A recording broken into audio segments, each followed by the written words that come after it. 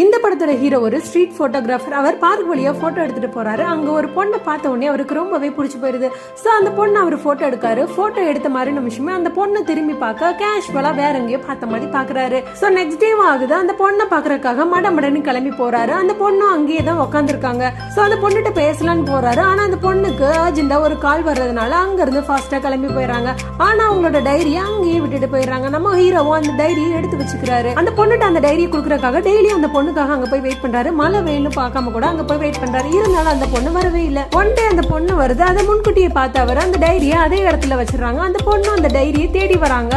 அந்த டைரியை பார்த்தோம்னா அவங்களுக்கு ரொம்பவே சந்தோஷமாயிருது. போய் அந்த டைரியை எடுத்து ஸ்கிராச் பண்ண ஆரம்பிக்கிறாங்க. பார்த்து நம்ம ஹீரோ அதுக்கு முன்னாடி அதுல ஏதோ எழுதி வச்சிருக்காரு. அந்த பொண்ணு நோட்ல கிறுக்கு தான். அதுல என்ன எழுதி வச்சிருக்காங்கன்னு தெரியுது. நீங்க ரொம்பவே அழகா இருக்கீங்க, ஆனா ஸ்மைல் பண்ணா இன்னுமே அழகா இருப்பீங்க அப்படின்னு சொல்லி எழுதி வச்சோன்னே அந்த பொண்ணு ஸ்மைல் பண்ண அந்த பொண்ணு போட்டோ எடுக்கிறாங்க. ரெண்டு பேருக்கு இடையில பயங்கரமா கெமிஸ்ட்ரி ஒர்க் அவுட் ஆகுது.